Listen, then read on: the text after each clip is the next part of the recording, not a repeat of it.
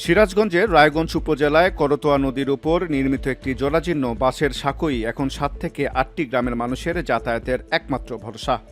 স্বাধীনতার দীর্ঘ সময় পার হলেও এখানে কোনো স্থায়ী সেতু নির্মিত না হওয়ায় চরম ঝুঁকি ও দুর্ভোগ নিয়েই প্রতিদিন পারাপার হচ্ছেন হাজার হাজার মানুষ।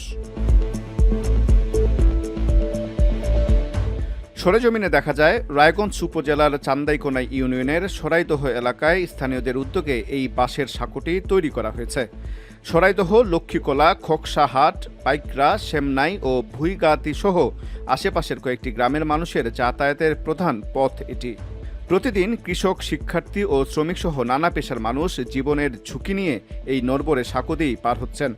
বিশেষ করে বর্ষা মৌসুমে নদীর পানি বাড়লে সাঁকোটি আরও বিপজ্জনক হয়ে ওঠে এবং প্রায়ই দুর্ঘটনার শিকার হন স্থানীয়রা। স্থানীয় বাসিন্দারা জানান, কৃষিপণ্য বাজারে নেওয়া কিংবা অসুস্থ রোগীকে হাসপাতালে নেওয়ার ক্ষেত্রে এই সাঁকোটি তাদের জন্য বড় বাধা। এলাকাবাসী দীর্ঘদিন ধরে এখানে একটি স্থায়ী ব্রিজের দাবি জানিয়ে আসলেও এখন পর্যন্ত কোনো কার্যকরী পদক্ষেপ নেওয়া হয়নি। আশ্চর্যের বিষয় হলো, সাঁকোটির পাশ দিয়েই বয়ে গেছে ঢাকা-বগুড়া মহাসড়ক ও একটি বাইপাস সড়ক। তবুও কেন এখানে সেতু হচ্ছে না, এমন প্রশ্নে সিরাজগঞ্জ এলজিইডির নির্বাহী প্রকৌশলী রেজাউর রহমান জানান, উপজেলা প্রকৌশলী রায়গঞ্জের কাছে খোঁজ নিয়ে যেটা জানতে পেরেছি যে ওখানে আসলে আমাদের এলজিইডির আইডিভুক্ত কোনো রাস্তা নেই। আমাদের এলজিইডি এখানে তখনই করতে পারে যদি রাস্তাটা আইডিভুক্ত হয়।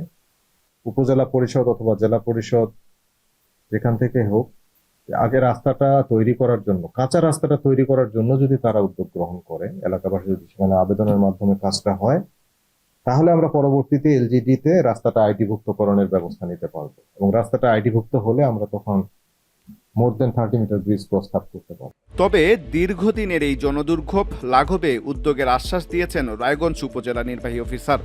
তিনি জানান, জনস্বার্থ বিবেচনা করে রাস্তাটির বর্তমান অবস্থা খতিয়ে দেখা হচ্ছে এবং দ্রুত প্রয়োজনীয় ব্যবস্থা গ্রহণের প্রক্রিয়া শুরু করা হবে।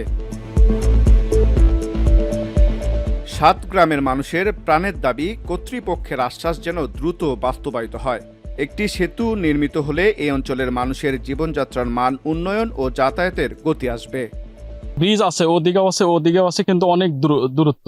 মানে আমাদের রাস্তাঘাটগুলো এতই খারাপ, কোনো মেয়ে যদি প্রসব ব্যথায় যদি ওঠে তাহলে এখান দিয়ে যাওয়ার মতো কোনো আমাদের রাস্তা নাই। মূলত বর্ষা মৌসুমে এই যে আমাদের ধানগুলো কৃষিকাজে যারা জড়িত, খালের এই পারে কিছু অংশ তারা ব্যক্তি আছে, তারা জমি জমা আবাদ করে, তারা এই ধান পারাপারের জন্য অনেক ঘুরে ব্যয়বহুল খরচ করে তাদের নিয়ে যেতে হয়। আবাদ নিয়ে খুবই সমস্যা হয় আমাদের। এই যে নিয়ে মনে হয় ব্যান ডিস্কে এগুলা যায় না, খুব ঘুরে যেতে হয়। আমরা সেই থানা রোড, আমরা সেই চরপাড়া দিয়ে ঘুরে যেতে হয়। এই যে পোলাপান এই যে কত দূর দিয়ে ঘুরা নিয়ে আসতেছে। Annur Rashad, VOD Bangla, news desk.